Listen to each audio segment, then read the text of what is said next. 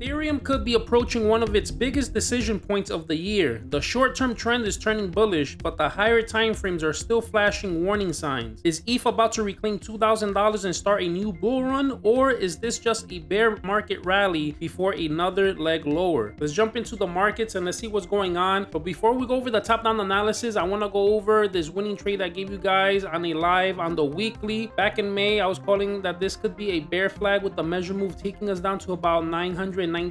We didn't make it there yet, but we did get about half of the measure move all the way down to about 1,500. So congratulations on whoever has taken this trade. This is a big win for the flex candle community. Now let's start off here with the monthly chart. Right now Ethereum is at $1,822. We lost all the major moving averages, so this is looking pretty bearish for Ethereum. And we lost last week the 100 moving average. We went as low as $1,505. Now last month June, we got a big red candle. We got below the 100 moving average. We went down to $1,500. Now for July, we're trying to reclaim that 100 moving average. If we could do that, this could possibly be tweezer bottoms, and maybe we could start making our way back up to this 80, then the 50, then the 21 moving average. The stochastics here are low. This could still drag here for a while. The RSI here is below the 50 line, but we are pointing up. So this could take a couple months to play out. If you want to have some type of a bullish idea here, this could end up being some type of a falling wedge, and maybe July is the start of it, and maybe eventually we break out, we go back above 4,500. Obviously this is going to take a while to happen. This is on the monthly chart. Let's see if we bottom out from here and something like this ends up happening. We head over to the weekly time frame. We talked about this bear flag that already made half of the measured move. Now we're going back up to retest the 21 moving average at $2,000. The stochastics are pointing up, so this is bullish. This is going to be the gateway here. Once we get to this 21 moving average, pretty much at $2,000, are we going to be able to pierce through the 21 moving average and then make our run towards this 200 moving average, or are we going to roll over? If we roll over and get rejected from the 21 moving average, I think we end up making the rest of this bear flag and get below $1,000. If we could get back above this 21 moving average, then we have to see if we can make it to the 200 and see if we get rejected there. If we don't get rejected there, then we could slowly climb back up. On the daily time frame, the stochastics here are toppy, but we could see curvature showing that we might make another hump up. I'm liking that we're above the 50 line on the RSI. We're also pointing up, and we were able to reclaim the 21 and the 50 moving average. So this looks like we want to head towards this 80 moving average, which is at 1,954, and the 100 moving average is pretty close at $2,000. So we could see a couple things showing that we want to make it to that $2,000 level again and test it. This right here was some type of a double bottom. You could say that this is some type of a little cup and handle as well. So this could bring us up to this 100 moving average. We head over to the 8-hour time frame. Stochastics still have some room to continue going up before we roll over, and we got back above the 21 moving average. Now the next line to go test is going to be this 200 moving average, and we're pretty close to that. So that's at $1,883. I feel like we could make it to this 200 moving average. Even if we reject, I think that this will be our next target here, $1,880, $1,900. On the 4-hour time frame, stochastics toppy here. This looks like it wants to start to roll over. We got above all the major moving averages here, and we're starting to get a little far away from the 21 moving average. That's currently at 1,769. Since we still have a little hump here, I think we have room to make one more move up before we get way too far from the 21 moving average, and then from there we either got to roll over or consolidate sideways and wait for the 21 moving average to catch up to price before something happens. So this could give us our move, like I was saying, to about 1,880, 1,900 before we have to stall a little bit. And we could even say that this is looking like a cup and handle as well. You can see the cup here. You can say that that's the handle part. And I would say that we already started breaking out of this cup and handle play, and the measure move to this would take us to about exactly $1,880. So that's not a coincidence there. It looks like we should be able to make it here and then possibly go sideways or reject from there. So that could be the next short-term play here for Ethereum. Quick move to about $1,880, $1,900. On the 1-hour time frame here, we see that the stochastics are toppy, so we could start rolling over. 21 moving average is at $1,804. So we're gonna want to use that as support and then bounce up from there and then continue going up. 15-minute time frame shows that we're rolling over here as well. The RSI is pointing up, so we could get one more move, like I'm saying, before we consolidate. It looks like we want to come back down, touch this 21 moving average. That's at 1,814. So right now I'm feeling a little bit neutral to bullish short term for Ethereum. I'm expecting a move anywhere from $1,900 possibly to $2,000, and I think that $2,000 is going to tell us whether we can continue to go up or or if we're going to get rejected from there. All right, guys, so that's the breakdown. If this gave you clarity or a setup to watch, do me a favor, like, drop a comment, subscribe. And if you have a stock or crypto you want me to go over, drop it in the comment section. This is Flex Candle, where we read the candles and flex the move. Catch you on the next